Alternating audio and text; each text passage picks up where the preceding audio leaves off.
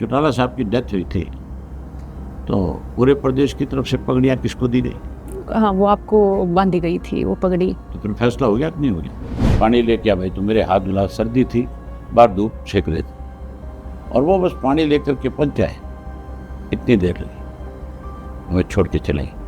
को मालूम चला होगा कि वो पी चौटाला साहब नहीं रहे वो। सुबह मेरे पास 11 बजे उनका जो PSO था उसने फ़ोन किया। बड़े बुजुर्ग का जब साया उठता है तकलीफ तो होती है, और वो तो कोई मेरे फादर नहीं थे, बहुत सारे लोगों के लिए एक आदर्श थे। मुझे उनकी कमी महसूस होती है और किसी की कि हुड्डा जो है केस की वजह से भाजपा के हाथों की कठपुतली है। किसी का MLA का अगर गिर के हाथ टूट गया तो भी उन्होंने ये कहा कि अब ऐसी ने उसका हाथ तोड़ दिया। लेकिन क्या ऐसा कोई हादसा हुआ कुछ ऐसा? ऐलनाबाद से चुनाव हार गए, क्या कारण आप मानते हैं? बीजेपी कांग्रेस मिली हुई थी। नायब सैनी तो मात्र केवल दीक्षित में मुख्यमंत्री हैं। काम काज टोटल जो है आज भी मनोहर लाल खट्टर देखते हैं। अगर चीफ मिनिस्टर हो तो गैंगस्टर की इतनी हिम्मत थोड़ी है कि वो शराब के ठेकों की ऑप्शन नहीं होने देते। गुड़गांव में नशा कहाँ कहाँ बिकता है, मैंने वो पिलर नंबर बताए। बीजेपी का हर नेता जाट के प्रति जहर से भरा हुआ है और समय मिलते ही कटाक्ष करता है खुलकर। हुड्डा ने अपनी जबान से नहीं कही कि किरण ने वोट कहाँ दिया। हो सकता है हुड्डा की किसी आदमी ने दिया हो। मैं ये नहीं कहता कि मुझे CM बनना, लेकिन मैं ये भी कहता हूँ मैं किसी के साथ मंत्री नहीं बनूंगा। तो चौटाला साहब ने गद्दार कह दिया उनको, उन्होंने गद्दारी करी उनके साथ, उनकी पीठ में छुरा घोंपा, तो फिर कई रिश्ते। राम राम, नमस्कार। हरियाणा तक देख रहे हैं आप और मेरा नाम है सोनिया। आज इस पॉडकास्ट में हम आपको मुखातिब कराने वाले हैं इनेलो के राष्ट्रीय अध्यक्ष चौधरी अभय चौटाला साहब से। अभय साहब, राम राम। राम राम राम। और बहुत शुक्रिया आपने समय दिया। पहला सवाल तो मेरा यही कि मैं जब से पढ़ती लिखती रही हूँ आपके परिचय में रहा इनेलो विधायक अभय चौटाला, नेता प्रतिपक्ष अभय चौटाला। अब आप इनेलो के राष्ट्रीय अध्यक्ष बने हैं, एक नई जिम्मेदारी आपके कंधों पे है। अब इसे किस तरह से आप ले रहे हैं इस जिम्मेदारी को? ये ज़्यादा लग रही है? क्या क्या आपका अनुभव सर? ये मुझे राजनीति में 30 वर्ष हो गए। मैंने अपनी राजनीति जो है मेंबर पंचायत से, गांव का जो ग्राम पंचायत का मेंबर होता है उससे शुरू करी। लोक समिति का चेयरमैन रहा, ब्लॉक का मेंबर रहा, जिला परिषद का मेंबर रहा, वाइस चेयरमैन रहा, चेयरमैन रहा, और उसके बाद 5 बार विधायक रहा।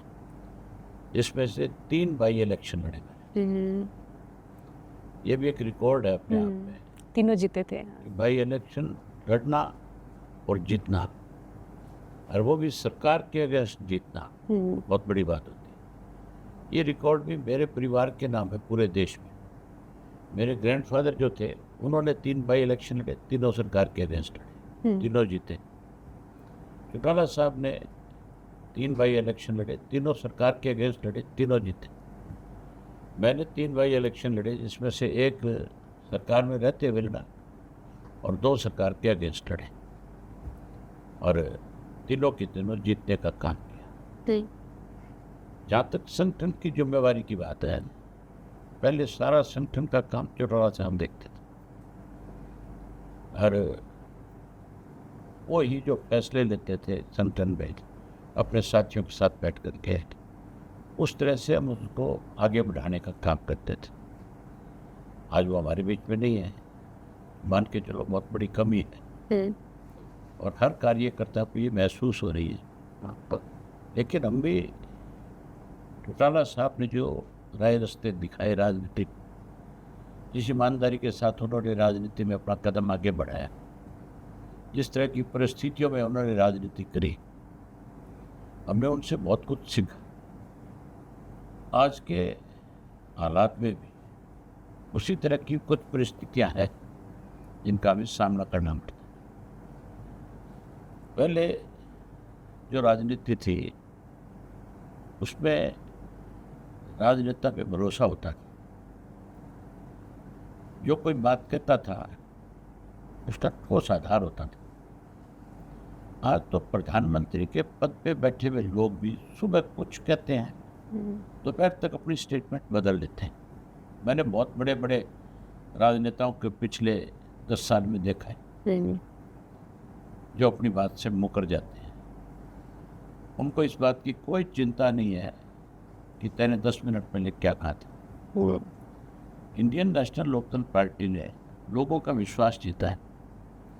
आज हमने नए सिरे से सारे संगठन का गठन किया है और अलग अलग जिम्मेवारियां लगाई है सबकी। मुझे विश्वास है आज फिर से नया जो संगठन हमने बनाया वो बहुत सक्रिय है, लोगों का विश्वास जीत रहा है, लोगों को भरोसा हो रहा है और हम आने वाले समय में हमारे संगठन को बहुत ऊपर तक लेकर के जाने का काम करें। सर, ओपी चौटाला साहब जिस दिन इस दुनिया को अलविदा कह चुके थे, अब उनसे 4-5 दिन पहले मैं तस्वीरें देख रही थी, वो किसी की शादी में जा रहे थे। ये बड़ा चौंकाने वाला रहा कि आज वो हमारे बीच नहीं रहे। उस खबर पे यकीन करना बड़ा मुश्किल रहा। वो इतने स्वस्थ दिखते थे। वो यही सरसा थे और सरसा में जितनी भी शादियां थी वो उनकी एक आदत थी। शादियों का जब सीजन होता है तो समझो कि हर जिले में पार्टी के किसी कार्यकर्ता के, किसी सामाजिक रिश्ते वाले व्यक्ति के कोई रिश्तेदारी में, तो वो बैठ कर के हमारे साथ कहते थे कि भाई सरसा और आसपास की शादियां मैं भुगताऊंगा अब की बार।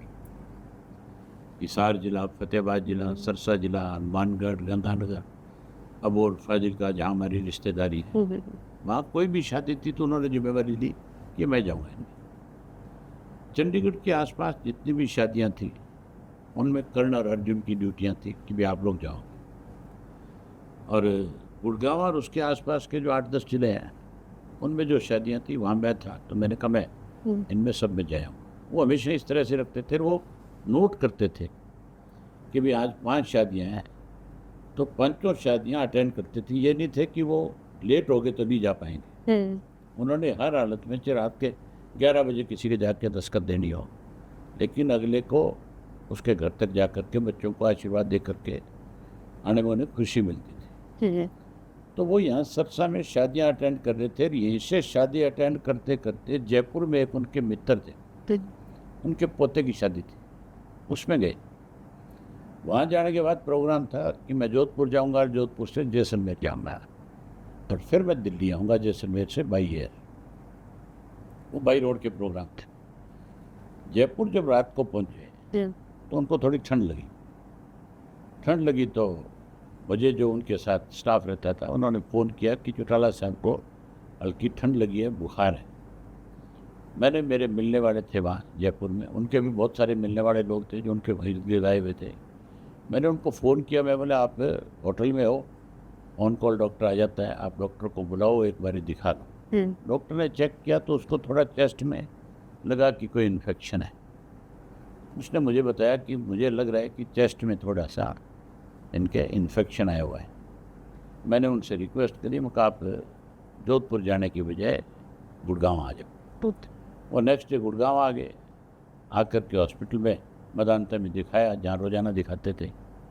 डॉक्टर ने उनको देखा, देख के कहने लगी कि मैं आपको एडमिट करना चाहती हूँ और 3-4 दिन यहीं रख करके आपको, मैं ओरल मेडिसिन नहीं देना चाहती, मैं चाहती हूँ कि आपको इंजेक्शन से, ड्रिप से जो है मेडिसिन दूँ ताकि आपकी रिकवरी थोड़ी सी जल्दी हो। एंटीबायोटिक देना चाहते थे और बिल्कुल रिकवरी हो गई थी, ठीक हो गए थे, घर पे आ गए थे। घर आने के बाद उपराष्ट्रपति जी का प्रोग्राम था चंडीगढ़ मेरे घर पे लंच का। तो मैं उनसे रिक्वेस्ट कर रहा था, मैं कहा आप चंडीगढ़ आ जाओ और उपराष्ट्रपति आएंगे तो आप होंगे तो अच्छा लगेगा। कहने लगे भाई मैं तो उनसे फिर घर आ कर के कभी खाना खा लूँगा, मेरी तरफ से तो उनसे माथे बांध लेना, मैं तो गांव जाऊँगा 2 दिन बाद। कहाँ तो गांव आने की तैयारी कर रहे थे और कहाँ उसी दिन मतलब रात को ठीक ठाक सोए, सुबह उठे, ब्रेकफास्ट किया, अपना फ्रूट खाते थे एक पूरी प्लेट भर के, और वो ब्रेकफास्ट करके जो लड़के साथ थे स्टाफ के उसको कहने लगे कि पानी लेके आ भाई, तो मेरे हाथ धुला, सर्दी थी, बाहर धूप सेक रहे थे, और वो बस पानी लेकर के पहुँच आए। इतनी देर लगी, हमें छोड़ के चले गए। मतलब इतना अचानक था कि कोई सोच ही नहीं सकता था कि वो इस तरह से चले जाएं। उनसे कभी किसी ने पूछ लिया, आपने भी पूछ लिया, भाई जोशी साहब आपकी तबीयत कैसी है, तो एक ही जवाब होता था, आपसे स्वस्थ। किसी ने पूछ लिया कितनी उम्र होगी, यार 115 साल जीना है। ये उनके दो पेट वर्ड्स थे जो लोगों से खुल करके कहते थे। और किसी को भी अपने हम उम्र को मिलते थे या कोई अपने किसी छोटे से मिलते थे जिसको जानते थे उसको कहते थे अभी हमने बहुत काम करना है। कभी मतलब उन्होंने एक दिन भी किसी चीज़ की परवाह नहीं करी। बहुत जिंदा दिल व्यक्ति थे, बहुत मजबूत थे, कभी अपने फैसले नहीं बदला करते थे। जो ले लिया फैसला, कितना ही नुकसान दिखे ना चाहे। ना नफा नुकसान नहीं देखा उन्होंने राजनीति में कभी। जो बात कह दी सो कह दी। और जब आपको फ़ोन के ज़रिए किसी ने फ़ोन किया होगा, आपको मालूम चला होगा कि ओपी चौटाला साहब नहीं रहे, वो सुबह सुबह मेरे पास 11 बजे उनका जो पीएसओ था उसने फ़ोन किया मुझे। उसने मुझे फ़ोन करके बताया कि चौटाला साहब की थोड़ी तबीयत मुझे लगता नहीं कि ठीक है। उससे पहले उन्होंने डॉक्टर को फ़ोन किया, उनके पास डॉक्टर के नंबर थे। डॉक्टर ने उनको कहा आप तुरंत लेकर के उनको हॉस्पिटल आओ। मैं हॉस्पिटल पहुँच गई। उन्होंने मुझे फ़ोन किया तो मैंने उनको यही बात कही। मैं बोला तुम्हारे उनको सोडियम कम हो जाता था और सर्दी में इस चीज़ की दिक्कत आती थी बुजुर्ग आदमी भट्टी को। तो वो जब थोड़े से उसने कहा नहीं कि मतलब मुझे लग रहा है कि डाउन जा रहे हैं, तो मैंने कहा सोडियम की कमी हो जाती है कई दफ़ा, तुम फटाफट हॉस्पिटल लेके जाओ, मैं डॉक्टर से बात करता। वो जो ही मतलब मेरे से बात करी, उन्होंने साथ ही साथ व्हील चेयर पर थे और हॉस्पिटल लेकर के चल पड़े गाड़ी में लेके। हॉस्पिटल पहुंचने के बाद डॉक्टर का मेरे पास फ़ोन आया। डॉक्टर ने कहा कि भाई वो तो जब घर पे थे तभी उन्होंने आखिरी सांस ले ली थी है, और हमने उनको PCR वगैरह CPR वगैरह दे के देख लिया, नहीं कुछ नहीं बढ़ सकता, कर आप आ जाओ। फिर मैं उसी टाइम वहाँ से फ्लाइट लेकर के वहाँ पर। और अब मैं आपकी इतनी सारी वीडियोस देखती रही, इंटरव्यू देखती रही, पहली बार मैंने आपको इमोशनल और डबडबाई आंखों में देखा। मैंने उस दौरान आपको, क्या चल रहा था उस दौरान आपके भीतर? मान के चलो एक बड़े बुजुर्ग का जब साया उठता है तकलीफ तो होती है। और वो तो कोई मेरे फादर नहीं थे, बहुत सारे लोगों के लिए एक आदर्श थे। अक्सर मैंने देखा कि आपको सलाह मशवरा, राजनीतिक तौर पे जो निर्णय फैसले जो हैं सारे लिया करते, वो कमी खलती है आज भी। होता ही है, राजनीतिक फैसले नहीं, सामाजिक और पारिवारिक फैसले भी उन्हीं के थे सारे। वो बहुत हम आपस में हर बात शेयर करते थे, एक दूसरे से पूछते थे। तो मान के चलो आज उन वाली कमी तो कोई पूरी नहीं कर सकता। और जीवन में हम आपके देख रहे कि एक बड़े भाई जो है उनका सहारा नहीं है, पिताजी चले गए हैं, आप ऐसे डबडबाए नहीं, हड़बड़ाहट होती है व्यक्ति को, भविष्य के लिए डर होता है। नहीं, मैंने उनसे बहुत कुछ सीखा है। मुझे उनकी कमी महसूस होती है और किसी की नहीं। अब खुद को अकेले फील करते हैं? नहीं, आज भी मेरे कार्यकर्ता मेरे साथ हैं सारे। उनके जो आशीर्वाद है वो हमारे साथ है। एक मजबूत सलाह मशवरा होता है ना कि मुझे सलाह मशवरा मजबूती इसी व्यक्ति से मिलेगा, इन्हीं के फैसले मानूंगा। ये वो तो होता ही है। वो तो ये मान के चलो कौन ऐसा व्यक्ति है जिससे आप बहुत कुछ सीखे हो, उसकी कमी तो आप महसूस करोगे, हर वक्त करोगे, उसको कोई पूरा नहीं कर सकता। आपसे आखिरी बातचीत उनकी क्या हुई थी? आखिरी तो मैंने जब उनसे पूछा था, पहले दिन मेरी उनसे बात हुई है, पहले दिन मैंने उनसे कहा था भी आप आ जाओ, तब उन्होंने मुझे कहा था कि मुझे गांव जाना है। ये उनके आखिरी शब्द थे मेरे साथ। 2024 दिन तक बिल्कुल ठीक थे। अगले दिन सुबह उठे बिल्कुल ठीक स्वस्थ थे। उठ करके उन्होंने अपना नाश्ता किया, जैसे मैंने आपको बताया, एक भर प्लेट फूड की सुबह खाया करते थे रोजाना, तो बिल्कुल फिट थे।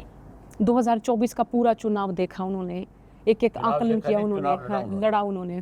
देखा नहीं, लड़ा उन्होंने। आप ये देखो कि पूरे सरसे जिले में नहीं, बल्कि जहाँ जहाँ हमारे मजबूत आधार के कैंडिडेट थे उन सब के कैंपेन में रहे। नरवाड़ा गए, बरवाड़ा गए, आप ये देखो फतेहाबाद में गए, यहाँ सरसा की 4-5 सीटों पे उन्होंने कैंपेन किया। उस उम्र में कभी उन्होंने ये महसूस, आप ये देखो रोजाना 30-30 गांव कर दिया, बहुत बड़ी बात है। आवाज़ वो आप देखिए उनका स्पीच, उर्दू के शब्द मतलब कि किस खूबसूरती के साथ बोलते थे वो। आवाज़ में ज़रा भी ऐसा नहीं लगता कहीं उनकी आवाज़ दबी हो। भाषण ऐसे नहीं, सुनाई देता बिल्कुल ऐसी। उनकी याददाश्त जो थी बहुत मतलब देखने लायक थी। और जो बात जब वो बोलते थे तब ये लगता था जैसे कोई जवान लड़का जो है वही अपनी हाँ। बात पब्लिक में रख रहा है, इतनी कड़क आवाज। याददाश्त बड़ी तेज थी। आज तक इनेलो वर्कर बताते हैं कि ओपी साहब की ना आवाज़ बहुत। मजबूत। और 24 के चुनाव का रिजल्ट हम सब ने देखा। आपके लिए किस तरह की प्रतिक्रिया थी जब मालूम चला कि बीजेपी तीसरी बार आई है, सरकार बना रही है? मैं बहुत पहले एक बात करता था, आपको भी बताई थी, आपको याद हो, याद है। जब मैं पैदल यात्रा कर रहा था तब आपने एक इंटरव्यू किया मेरा। मैंने उस टाइम कहा था कि भूपेंद्र सिंह हुड्डा जो है वो भाजपा के साथ मिलकर के कहीं एक षड्यंत्र के तहत भाजपा को सत्ता में फिर ले आना चाहता है। तब मुझे लगता है आपको भी मेरी बात सही नहीं लगी होगी, लोगों को भी नहीं जची, लोगों को भी लगता था कि हर आदमी एक दूसरे पे आरोप लगाता है। लेकिन मैं बहुत नज़दीक से इस चीज़ को समझता था कि हुड्डा जो है केस की वजह से भाजपा के हाथों की कठपुतली है। और आज हर बच्चे की ज़बान पे ये बात है कि भाजपा सत्ता से बाहर हो गई थी, हुड्डा ने ही टिकट के वितरण में गड़बड़ी करी और उसका नतीजा ये निकला कि आज भाजपा फिर सत्ता में आ गई। लेकिन कांग्रेस हाईकमान की ओर से इस तरह आकलन किया गया कि हार क्यों हुई, सबने रिपोर्ट दी, प्रदेश अध्यक्ष ने भी रिपोर्ट दी, तो ऐसे कोई एक्शन क्यों नहीं लिया जाता जब इस तरह के तर्क आप जैसे जो बड़े दिग्गज नेता हैं जब वो पेश करते हैं कि देखिए जी ये हमको लगता है इस तरह की बातचीत है, एक्शन क्यों नहीं लिया जाता ऐसा? तो कांग्रेस के नेता बता सकते हैं आपको कि एक्शन क्यों नहीं है, सिर्फ रिएक्शन है, एक्शन नहीं है। अब तक एक्शन होना चाहिए। अगर एक्शन होता है तो फिर आप ये मान के चलो भाजपा सत्ता में नहीं आती। हो सकता है कांग्रेस हाईकमान को ऐसा लग रहा हो कि हुड्डा साहब के अलावा कोई दूसरे व्यक्ति इस सूबे में कांग्रेस को नहीं उभार पाएंगे। आप एक चीज बताओ मुझे, जिस आदमी ने जिन जिन राजनीतिक दलों को खड़ा किया वो आज हमारे बीच में है? नहीं है। बीजेपी का एक ऐसा समय था जब 2 सांसद थे, आज तीसरी दफा सत्ता में है सेंट्रल। कांग्रेस का एक ऐसा वक्त था जब 450 के करीब सीटें थी, आज खुद की 40 सीट बनी है, अब की बार 100 सीट आई, पिछली बार 40 थी।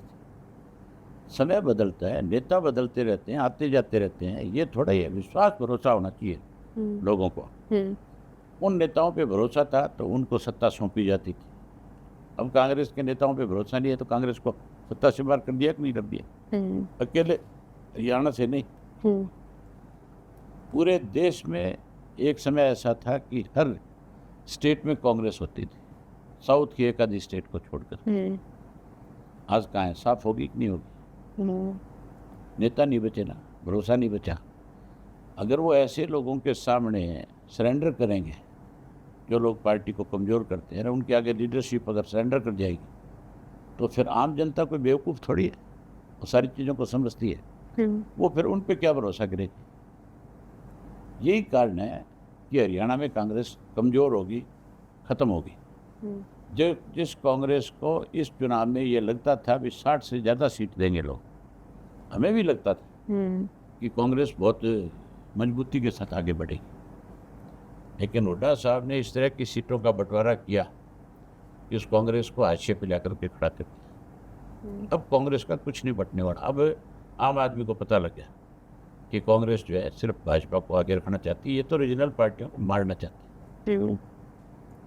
अब इनेलो के हैं 2 विधायक, कांग्रेस से आप कह रहे हैं कि जनता का यकीन उठ गया है और वो आज हम भी देख रहे हैं कि लोगों में गुस्सा है, बहुत ज़्यादा गुस्सा है। तो इनेलो क्या आज उस लेवल पे पहुंच पाएगी जिस लेवल पे हम माने कि लोगों के जहन में कांग्रेस रही एक समय? क्यों नहीं पहुंच पाएगी? अगर बीजेपी लोकसभा में 2 से 300 के करीब पहुंच सकती है तो इंडियन नेशनल लोकदल का तो बहुत बड़ा भरोसा है यहाँ के हरियाणा के लोगों को हमारी पार्टी पे। आज कोई भी व्यक्ति किसी से भी जा करके, चाहे वो कांग्रेस से है, चाहे वो बीजेपी से है, चाहे वो मेंबर पार्लियामेंट है हरियाणा का, चाहे वो विधानसभा का मेंबर है, किसी से आप पूछो, आज हर व्यक्ति एक बात कहेगा कि अभय सिंह जैसा नेता नहीं हो सकता। नहीं। अगर वो मुझे लीडर मानते हैं तो फिर कल को मेरा भरोसा बढ़ेगा कि नहीं बढ़ेगा। ये बात हरियाणा में है कि नहीं आज? दोस्तों, अगर आप भी मानती हो तो फिर मान के चलो कि हम इसको 2 वाली सीट को सत्ता तक लेके जाएंगे।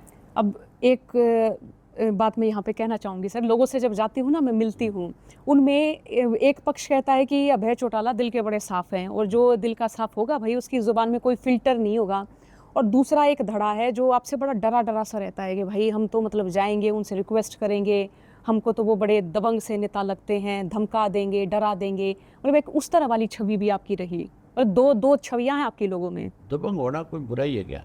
नहीं, बुराई नहीं है, लेकिन अक्खड़ स्वभाव के, रूढ़ स्वभाव के। नहीं, रूढ़ नहीं हो, रूढ़ कोई नहीं कह सकता। हाँ, ये ठीक है, मुझे सच्ची बात कहने की आदत है। आप मेरे पास अगर किसी काम को लेकर आए हो, अगर वो काम करने योग्य हो, मैं आपसे उसी वक्त कहूँगा कि आपका काम जरूर प्रयास करूँगा कि हो जाए। अगर आपका काम नहीं हो सकता मेरे से, तो मैं आपको आपकी पर्ची वापस दे दूंगा कि ये मेरे बस का मामला नहीं है। मैं इसके लिए किसी व्यक्ति से रिक्वेस्ट नहीं कर सकता। ये मेरे में आप कमी मानो या आप इसको कोई अच्छी बात समझो, ये फैसला तो आपने करना। जिस व्यक्ति को मैं ये कह दूंगा नहीं होगा, वो मेरा बाहर खड़ा होकर ये प्रचार करता है कि मेरे साथ उसने ठीक से बात नहीं की, क्योंकि उसको अपने काम की तकलीफ है। लेकिन उसको कुछ दिन बाद एहसास होता है कि यार तेरे को ठीक बात कही। ये फर्क है। आप इसको आप दबंग कहो, आप इसको रूढ़वादी कहो, या इसको आप क्या कहना चाहोगे, अब वो तो पत्रकार की सोचने का तरीका है। लेकिन समय के साथ ये छवि लोग खुद देखने लगते हैं, वो उनको यकीन हो जाता है कि नहीं, हमने ये गलत सोचा था। मेरे बारे में कांग्रेस ने, बीजेपी ने, हमारी अपने जो घर के परिवार के लोग थे, उन्होंने, जो मेरे बहुत अच्छे मित्र थे, उन सब ने पूरे प्रदेश के अंदर ये सब बातें बहुत जोर शोर से करी। अब आम आदमी को ये समझ आ गया कि सिर्फ प्रचार था इनके खिलाफ, अब वो प्रचार खत्म हो रहा है। जब मैं सर पढ़ती लिखती थी, आप लगाएं कि स्कूली शिक्षा थी उस दौरान मेरी, उस दौरान एक चर्चा सुनती थी कि तेजा खेड़ा फॉर्म, तभी मुझे जहन में आता रहा, तेजा खेड़ा फॉर्म पे तो अब अभय चौटाला साहब विधायकों को पीट देते हैं। इस तरह की काफ़ी मैं चर्चाएं सुनी, इस तरह की काफ़ी किस्से सुनी। कांग्रेस के लोगों ने प्रचार किया था, सुरजेवाड़ा ने खास तौर पे कहा था कि ये तो हवाई जहाज में बैठा ले जाता है, हेलीकॉप्टर में बैठा ले जाता है, आसमान में ले जाकर के पीटता है। किसी का एमएलए का अगर गिर के हाथ टूट गया तो भी उन्होंने ये कहा कि अभय सिंह ने उसका हाथ तोड़ दिया। लेकिन क्या ऐसा कोई हादसा हुआ कुछ ऐसे? अगर ऐसा हादसा होता तो क्या वो सामने नहीं आता कभी? कोई लोग है इस तरह के, और विधायक कभी कोई इस तरह की बात सहन कर सकता है? नहीं, पावर तो आम आदमी भी नहीं कर सकता। ये सब बकवास थी। इसका जवाब चौधरी संपत सिंह ने विधानसभा में दिया। विधानसभा में कांग्रेस का राज था, और सुरजेवाड़ा ने ये बात वहाँ भी कही कि चौधरी संपत सिंह, आप तो इनके साथ रहे हो, एक ऐसा वक्त भी था कि एमएलए को किस तरह से ले जा करके पीटते थे, मारते थे। संपत सिंह खड़े हुए, आज भी विधानसभा के रिकॉर्ड में ये चीज़, वो खड़े हुए और उन्होंने खड़े होकर के बड़े साफ शब्द में कहा कि मैं आज इस पार्टी में नहीं, आज मैं कांग्रेस के साथ, लेकिन मैं चौधरी अभय सिंह के बारे में खुल करके बता देना चाहता हूँ विधानसभा में कि जितना मान सम्मान इज्जत इन्होंने केवल विधायक की नहीं, आम आदमी की मैं इनका कायल उस बात के लिए। और उसने ये भी कहा कि एक भी किसी विधायक के साथ चौटाला साहब के राज में इस तरह की बदतमीजी नहीं हुई। ये सरासर गलत आप कह रहे हैं। कांग्रेस का विधायक था, उसने बात की चौधरी संपत सिंह ने उस वक्त, तो उनके मुंह पे अपने आप थप्पड़ लगे कि नहीं लगे। ये प्रचार था, अब ये खत्म हो गया प्रचार। अब लोग इनको अच्छे से समझ गए। आप देखना, बड़ा समय में बहुत बड़ा बदलाव आएगा। 25 सितंबर का आज ही न्योता देता हूँ आपको। हम 25 सितंबर को चौधरी देवीलाल जी का जन्मदिन मनाएंगे हैं। अब की बार चौटाला साहब हमारे बीच में नहीं हैं और मुझे अपने कार्यकर्ता साथियों पे भरोसा है, हरियाणा की जनता पे भरोसा है कि अब की बार चौधरी देवीलाल के जन्म दिवस के ऊपर और बड़ी संख्या में लोग आए। सर, आप एलनाबाद से चुनाव हार गए, क्या कारण आप मानते हैं? बीजेपी कांग्रेस मिली हुई थी। आप ये देखो, बीजेपी ने एक ऐसा कैंडिडेट खड़ा कर दिया जिसको अपने परिवार के लोग वोट नहीं दे रहे थे। पहले जब बाई इलेक्शन हुआ था तब कांग्रेस ने बीजेपी की मदद करी। भूपेंद्र हुड्डा का आज एक बयान है, सोशल मीडिया पे आप जाओ देख सकती हो।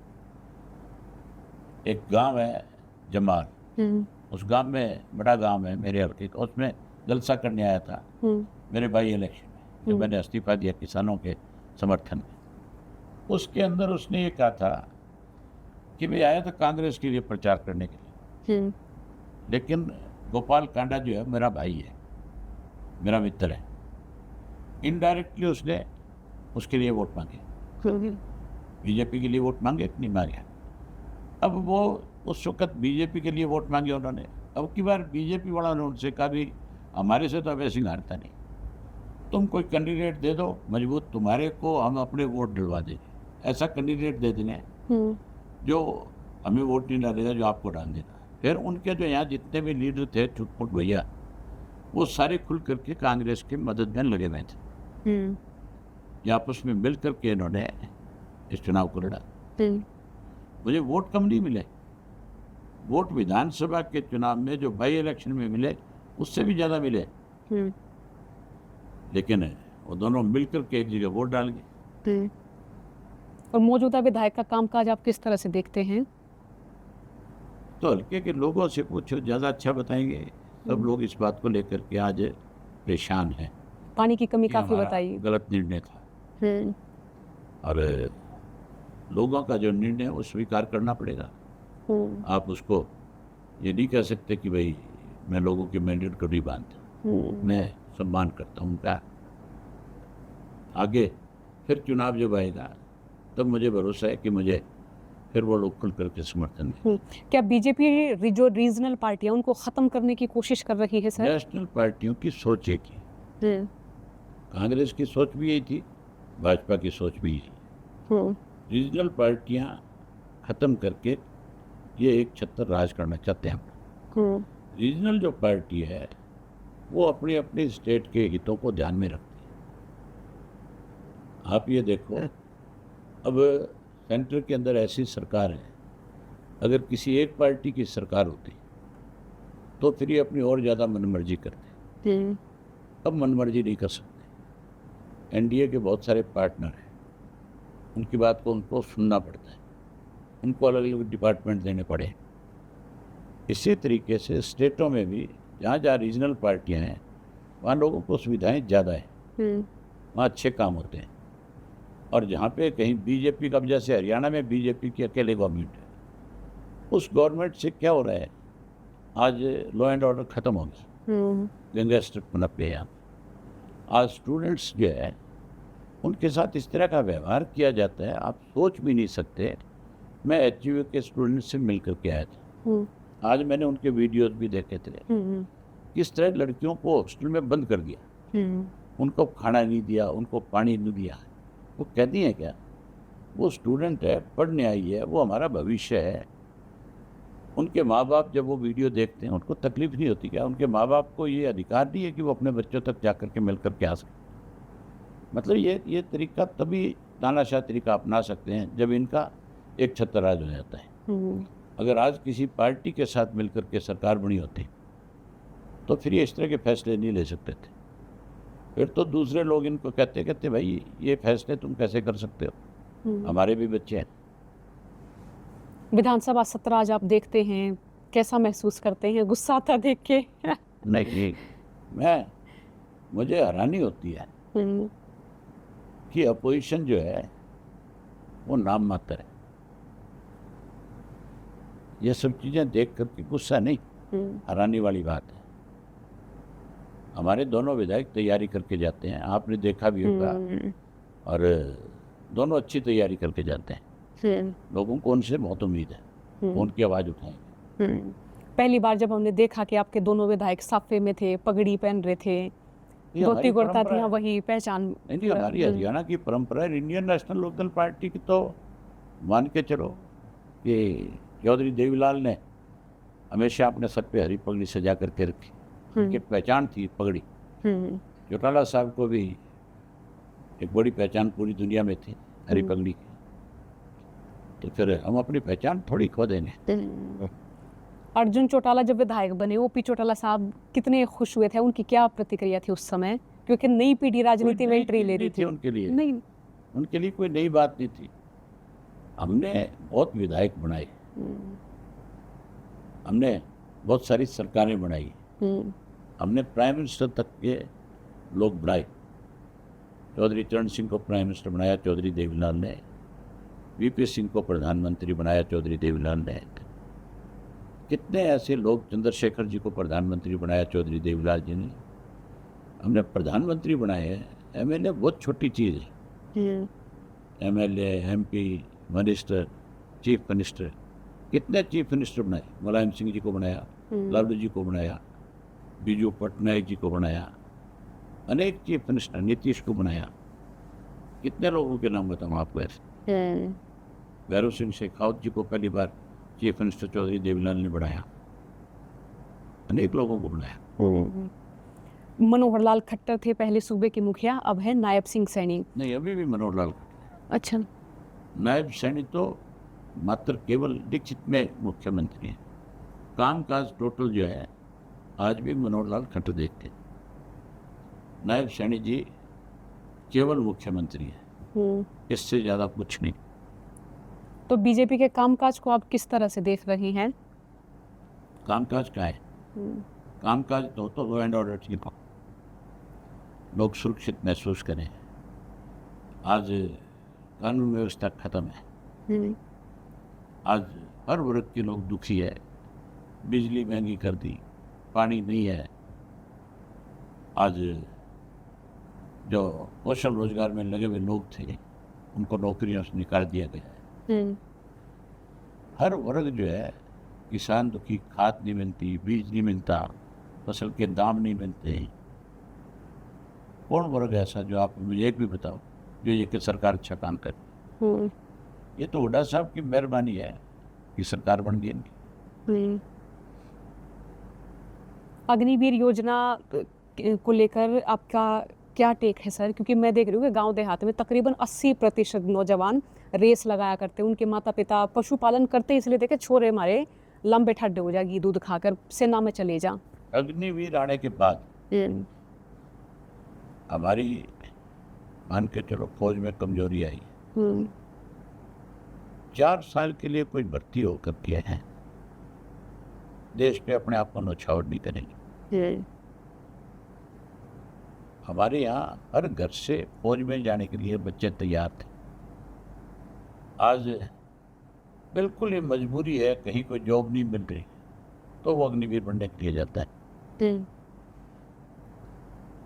मान के चलो जब तक उसको अपना घर सुरक्षित नजर नहीं आए, कोई भी व्यक्ति अपने प्राण न्यौछावर नहीं करेगा। वो अपने देश के लिए लड़ेगा, मरेगा, सब कुछ करेगा, लेकिन उसको अपने देश पे ये भरोसा तो होगा कि कल को मेरे बच्चों को पीछे जो सरकार है उनको संभालने का काम करेंगे। वो अपने घर को नहीं बर्बाद करना चाहता। ये ठीक है कि देश के लिए हर आदमी की इच्छा है कि मैं अपने देश के लिए कुछ करूं, लेकिन सरकार भी तो कुछ उसके लिए सोचे ना। अब रोजगार को लेके मैं कहूँ कि बेरोजगारी इतनी चरम सीमा पे है, इतनी बेरोजगारी बढ़ रही है, और साथ साथ मैं कहूँ कि गैंगस्टर्स के लिए कि हर दूसरे तीसरे दिन खबरें आती हैं जी यहाँ पे गैंग वॉर हुआ। ये देखो हरियाणा में जो जिले सबसे शांत से, जहाँ कभी कोई पत्ता भी नहीं हिलता था, कुरुक्षेत्र है, यमुनानगर है, करनाल है, अम्बाड़ा है, पानीपत है, ये हमारे सरसा, फतेहाबाद, हिसार, महेंद्रगढ़, रेवाड़ी, ये बहुत सारे ऐसे डिस्ट्रिक्ट थे जहाँ कोई गैंगवार नहीं था, कोई गैंगस्टर नहीं था। जो दिल्ली के सराउंडिंग हमारे डिस्ट्रिक्ट्स थे, उन पे इस चीज़ का असर था, क्योंकि उस वक्त यूपी में बहुत ज़्यादा गैंगस्टर थे। कहीं ना कहीं उनके साथ उनके रिश्ते बच्चों के बन जाते थे, उसकी वजह से वहाँ पे थोड़े बहुत सिस्टम जो है खराब था। अब तो कोई जिला ऐसा नहीं है जहाँ कोई ऐसे लोगों की कमी हो। हमारे ज़िले में मुझे कोई बता रहा था, पीछे एक सर्च अभियान चलाया पुलिस ने इसके लिए, और 50 से ज़्यादा लोग पकड़े हैं जो कहीं ना कहीं जुड़े हुए हैं। मतलब मैंने कई गांव के ऐसों के नाम सुने, मैं सुन के भी हैरान था, इन गांव के बच्चे भी ये काम करते हैं, ये भी कहीं जुड़े हुए हैं। तो कोई गांव ऐसा बच ही नहीं रहा, कोई जिला ऐसा नहीं बच रहा। आप ये देखो, आज भी यमुनानगर के अंदर है, शराब के ठेकों की ऑक्शन जो है गैंगस्टर नहीं होने दे रहे, तो फिर सरकार कहाँ है? सरकार तो खत्म होगी। अगर चीफ मिनिस्टर हो तो गैंगस्टर की इतनी हिम्मत थोड़ी है कि वो शराब के ठेकों की ऑक्शन नहीं होने देगी। शाम को सरकार उनको सबक दे दे। ये तो कुछ घंटों के मेहमान आते हैं, इस तरह के लोग जिनके साथ आप सख्ती से सड़ सकते हो, लेकिन सरकार में बैठे लोग इनको संरक्षण देते हैं। सबसे बड़ी बात यह है, उनके माध्यम से पैसा कमाते हैं, तब ये सारी चीजें हो रही है। तो क्या ये किसी तरह से रुक सकता है? आपको इसका क्या समाधान लगता है, अगर सरकार का कोई नुमाइंदा इस समय सुन रहा हो हमारी बातचीत? मुझे नहीं लगता कि भारतीय जनता पार्टी की सरकार इसको रोक पाएगी। जब सरकार संरक्षण देती है तो रुकेगा कैसे? नहीं रुकेगा। और संरक्षण क्यों दिया जाता है? जैसे कि अब हर किसी व्यापार में होता है ना कि साझा के 80% हमारा, 20% तुम्हारा, मतलब कि इस तरह वाली पार्टनरशिप। मैंने ना, जब मनोहर लाल खट्टर मुख्यमंत्री था तो सबूत के साथ, ये नहीं है कि कोई वैसे ही एलिगेशन लगाए थे। गुड़गांव में नशा कहाँ कहाँ बिकता है, मैंने वो पिलर नंबर बताए। MG रोड के ऊपर भी ये पिलर नंबर है, इनके पास लोग खड़े होकर के नशा बेचते हैं, आप उनको पकड़ो। ये पिलर नंबर दिए। मैंने ये बताया कि किस किस जिले में कौन कौन आदमी नशे के कारोबार में शामिल है, जिनके फोटो दिए मैंने कि ये तुम्हारे नेताओं के साथ इनकी फोटो जाए, इनके खिलाफ ये मुकदमे दर्ज है, ये नशे बेचने में शामिल है, इनको सरकारी संरक्षण तुम्हारे लोग दे रहे हैं। इसकी वजह से इस नशे के कारोबार से, क्योंकि पैसा ज़्यादा आता है, उनको लोगों की परवाह नहीं, उनको पैसा चाहिए, इसलिए उन्होंने आगे ऐसे गुर्गे खड़े कर दिए। वो गुर्गे जो है अब गैंगस्टर हो गए, उनके भी तो पैसा खून मुँह लग गया कि नहीं लग गया? ये सरकार की मेहरबानी है सर।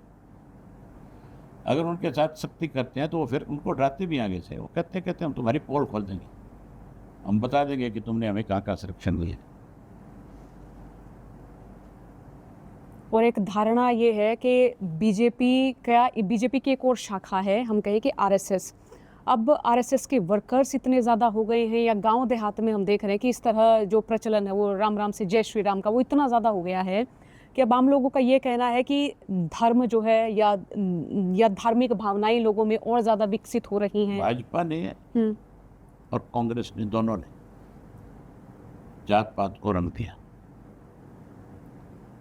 बीजेपी ने इसे कारोबार बना दिया।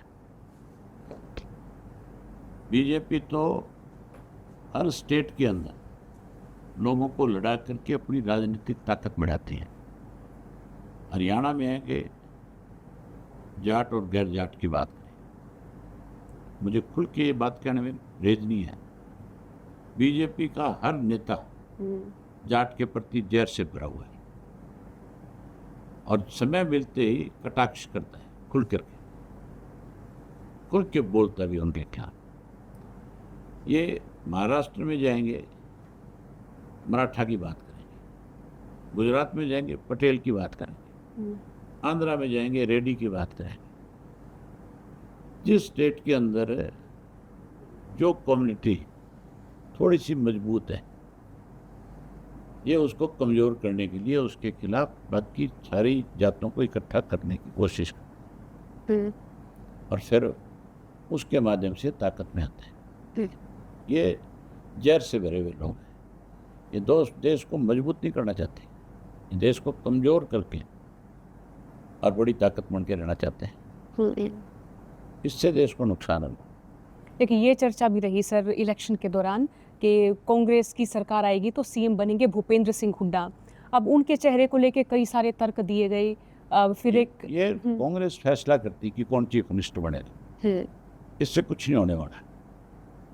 ये तो मान के चलो कि अगर कांग्रेस सत्ता में आ जाती तो ये तो हाईकमांड फैसला करता कि किसको चीफ मिनिस्टर। लेकिन ये चर्चा पहले ही शुरू हो गई थी।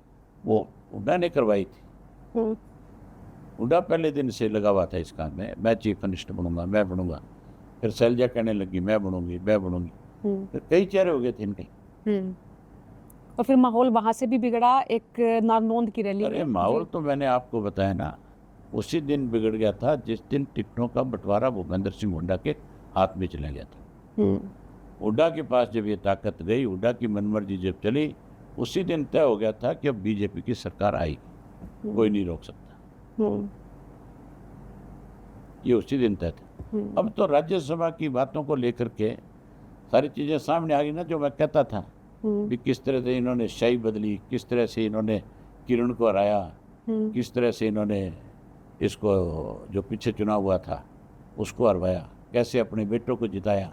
ये सारी चीज़ें सामने तो आ रही है। किरण चौधरी आज बीजेपी में हैं। मानते हैं कि अच्छा हुआ बीजेपी में चली गई वो उसका फैसला है। वो उसका फैसला था। अजय माकन जी हारे, आरोप लगा किरण चौधरी पे। और कार्तिकेय शर्मा जी ने आज तक भी ये बात हुड्डा ने अपनी जबान से नहीं कही कि किरण ने वोट कहाँ दिया। हो सकता है हुड्डा की किसी आदमी ने दिया हो। अगर किरण ने दिया होता तो हुड्डा फिर खुल के क्यों नहीं बोलता? उसको बताना चाहिए और कहना चाहिए। और गया तो गया कैसे फिर बता। अगर उसने वोट खराब किया तो जब वोट डालते हैं राज्यसभा का, उस वक्त एक एजेंट बनाया जाता है हर पार्टी की तरफ से, और वो फिर उसको देखता है बाकायदा तौर पे कि ये वोट डाल के ठीक से है गलत डाल के है।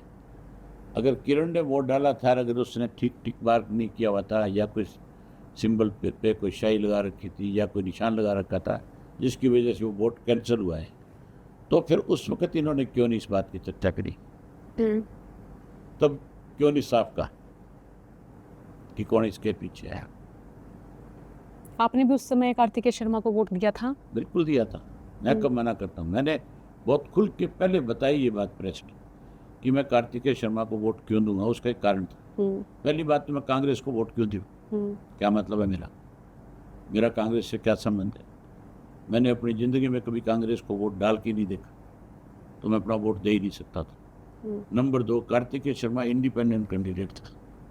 नंबर 3, कार्तिका का जो भाई था बड़ा मनु शर्मा, उसने 10 साल मेरे फादर की जेल के अंदर सेवा करी, अजय से भी ज़्यादा ध्यान रखा। तो क्या मेरा फर्ज नहीं बनता जिसने मेरे बाप की सेवा करी हो मैं उसको अपना वोट दूं?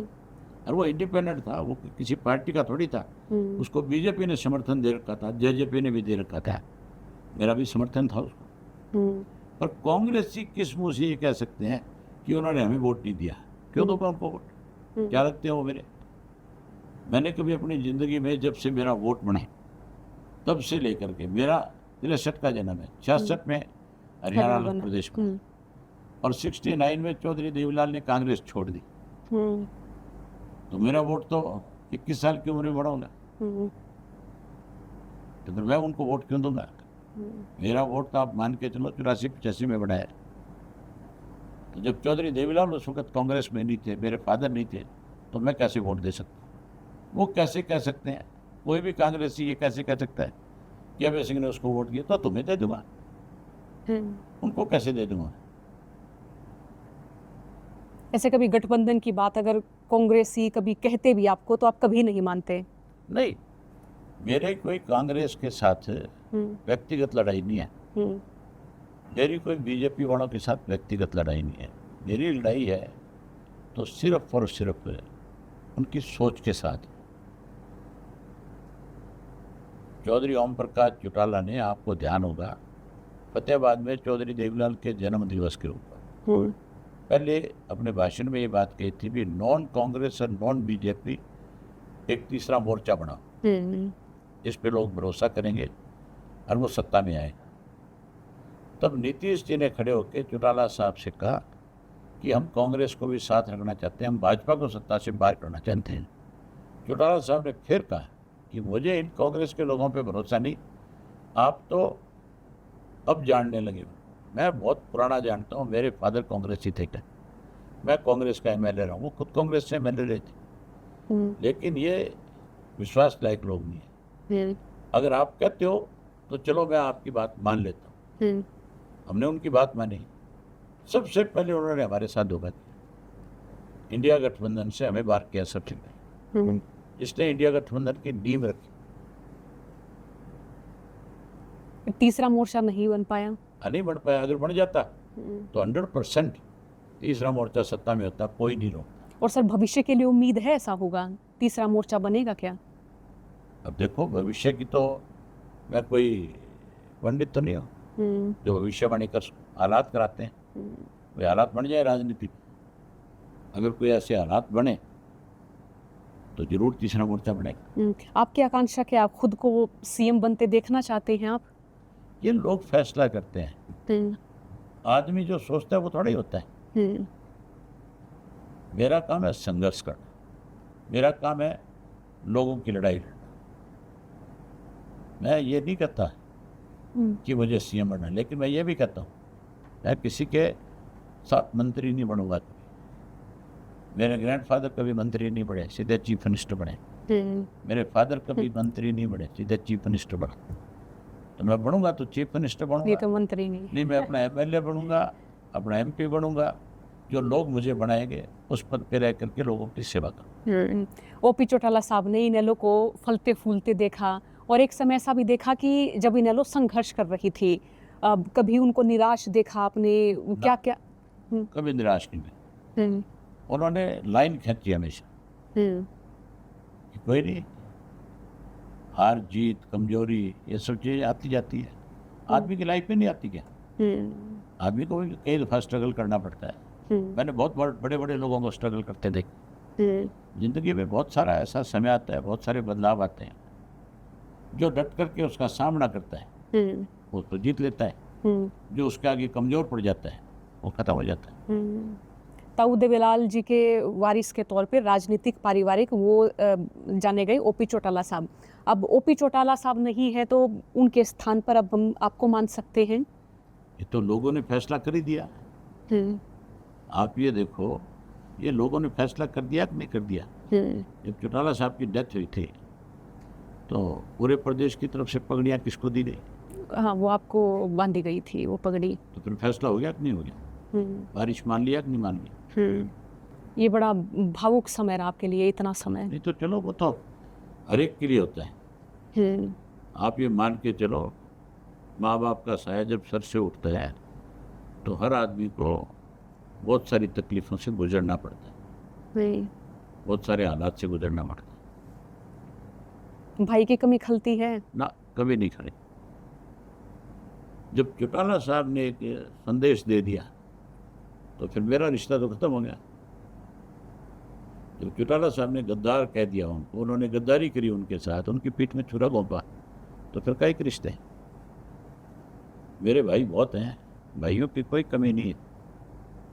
तो हालिया सरकार का कामकाज आप किस तरह से देखते हैं, और क्या आप मानते हैं कि भविष्य किस तरह का होगा इस सूबे का? क्योंकि हम देख रहे हैं कि बेरोजगारी चरम पे है, अब हर रोज क्राइम की खबरें आ रही हैं। जिस तरह से रोजाना के अखबार पढ़ के देखा, चीफ मिनिस्टर का हर रोज एक या दो, एक तो पक्का ही है, 2-3 स्टेटमेंट भी आ जाती है। काम तो सिंगल भी नहीं हुआ। आप रोज नई बात करते हो, हम ये करने जा रहे हैं, तो आपका विश्वास खत्म हो जाएगा कि नहीं हो जाएगा? केवल अखबार में बयान देने से, अखबार में पोस्टर छपवाने से आप लोकप्रिय नहीं हो सकते। लोकप्रिय वो हुआ करता है जो लोगों के काम करता है, लोगों के दुख और तकलीफ को समझता है, उसका समाधान करता है। चीफ मिनिस्टर का काम लोगों को सुख सुविधाएं प्रदान करना और उनके दुख तकलीफ का समाधान करना है, ना कि अखबार में आकर के बयान देना या कभी किसी की जयंती के साथ फोटो खिंचवा देना। उससे कुछ नहीं होने वाला, ये सिर्फ बर्बादी है। जब हमारे हरियाणा में मैं कहूँ जल संकट एक समय तो बड़ा गहराया रहा। अब भगवंत आप ये मान देखो, इतना बड़ा जल संकट था, मुख्यमंत्री का एक भी कोई सीरियस बयान आया? कभी उसने ये कहा कि हमें अपने अधिकार लेने आते हैं? कभी कहा उसने? सिर्फ खिल्ली उड़वाई अपने। ये तो हमारी पार्टी का निर्णय हुआ तब ये पानी मिला। जब मैंने ये फैसला किया कि हम हरियाणा से गुजरने वाले पंजाब के रास्ते बंद कर देंगे, कोई व्हीकल नहीं जाने देंगे, जब तक नहीं जाने देंगे जब तक हमारा पानी हमें नहीं मिल जाएगा। अगले दिन ही पंजाब की सरकार को ये बात समझ आ गई कि भाई तुम्हें अब INLD का सामना करना पड़ेगा। और हमने पहले SYL को लेकर के हरियाणा बंद करके दिखाया था, पंजाब के रास्ते बंद किए थे। तब भी हमने इनसे नाक रगड़वाई, अब फिर रगड़वाते। अगर हमने ये फैसला करते तो कांग्रेस तो घर में बैठ गई थी अपने जाकर के, ना बीजेपी कुछ कर रही थी ना कांग्रेस कुछ कर रही थी। मैं गवर्नर को मेमोरेंडम दे करके आया, हम सारे साथी गए और हमने तैयारी कर ली कि 25 तारीख तक या तो पानी आ जाएगा, नहीं आएगा तो फिर हमें आर पार की लड़ाई लड़नी है। तब सीधे हुए। SYL का जो पूरा मसला है वो केंद्र सरकार की मध्यस्थता से होगा, उसका हल? नहीं, केंद्र सरकार तो समय खराब कर रही है। सुप्रीम कोर्ट ने हमारे हक में फैसला कर दिया। और वो तो कई वर्ष हो चुके हैं ना सर। सुप्रीम कोर्ट को अब तो सिर्फ केंद्र को सख्त हिदायतें भी दे दी कि भी ये नहर बनाओ, पानी दो। उसके बाद भी केंद्र की सरकार जानबूझ करके लिंगर ऑन कर रही है, लटका रही है, झूठ बोलते हैं। कितने बड़े बड़े पदों पे बैठे व्यक्ति, ये तो मैं कह रहा था आपसे कि अब किस पे भरोसा करोगे आप? तो अरविंद केजरीवाल तो जब हरियाणा में चुनाव थे, सरकार गए थे, हरियाणा का छोरा हूँ मैं। फिर हरियाणा में साफ हो गया कि नहीं हो गया झूठ बोलने वाला व्यक्ति? हो गया कि नहीं हो गया? अब जो ये देखो ना आप, अब ये कहते हैं कि जो सिंधु का पानी जाता है पाकिस्तान को, हम वो पानी दे देंगे। भाई तुम्हारे पास कोई वहाँ पे इस तरह का डैम ही नहीं है कि तुम एक हिस्से से ज़्यादा पानी रोक सको वहाँ पे। कितना बड़ा झूठ बोलते हो आप। जब तक आपके पास डैम नहीं है, वहाँ से कोई ड्रेन सिस्टम नहीं है, वापस पानी किसको देना है, कहाँ देना है, कैसे देना है, तो आप किसका पानी कैसे रोक दोगे? क्या तरीका आपके पास? क्यों झूठ बोल करके गुमराह कर रहे हो? भाई इतने बड़े बड़े पदों पे बैठ करके तुम अगर झूठ बोलते हो तो तुम्हें शर्म आनी चाहिए। ये तो चलो बेचारे लोग हैं, विश्वास करते हैं कि हाँ ऐसा हो जाएगा। अगर ऐसा हो सकता तो ये चीज़ें बहुत पहले हो जानी थी। या थोड़ी एक ट्रीटी है, आप उस ट्रीटी को तोड़ नहीं सकते। कहाँ बकवास करते हो, क्यों झूठ बोलते हो? और ऑपरेशन सिंदूर के बाद तो लोग ऐसा सोचना भी शुरू कर गए थे अब तो पाकिस्तान प्यासा मर जाएगा, हमारी सरकार ने तो फैसला ले लिया पाकिस्तान का पानी रोक देंगे। रुक गया फिर? नहीं। कहाँ रुका बताओ? मतलब ये झूठ ही बोल रहे हैं ना, लोगों के साथ विश्वासघात है कि नहीं है? मैंने उसी वक्त कहा था, मैंने कहा कि सख्त कदम उठाओ लेकिन झूठ मत बोलना, सख्त फैसले लो। अगर कोई हमारे लोगों को मारता है तो उसको उस तरह का सबक सिखाओ, लेकिन लोगों के बीच में झूठ बोल के गुमराह करके कितने दिन तुम अपने आप को आगे बढ़ाओगे? सर ये मेरा आखिरी सवाल, इनेलो को लेके आपकी क्या प्लानिंग फिलहाल है और इनेलो का अभी फिलहाल आप क्या भविष्य देख पा रहे हैं? अभी हमने संगठन खड़ा किया है, हमारे अलग अलग सेल बनाए हैं, हमने जोन के सतर पे उनको लेकर के जा रहे हैं। अगला जो हमारा चरण है जुलाई का महीना, उसमें हम इसको बूथ के सतर तक लेकर के जाएंगे। फिर जुलाई के बाद अगस्त के महीने में 25 सितंबर की तैयारी में जुटेंगे। उस वक़्त हम अपने कार्यकर्ताओं की हल्के वाइज जिले वाइज बैठ के करेंगे, रोज़ाना 3-3 मीटिंगें भी करेंगे तो 90 एक महीने में सारा हरियाणा कवर हो जाता है। वो करेंगे, उसकी तैयारी करेंगे। 25 सितंबर को जो देवीलाल जी के जन्मदिन के ऊपर कोई हम बड़ा फैसला लेकर के राजनीतिक तौर पे आगे बढ़े। सर बहुत शुक्रिया, आपने समय दिया, बहुत बहुत शुक्रिया आपका। चलो बहुत धन्यवाद, आप आए, बहुत अच्छा लगा। बहुत शुक्रिया सर।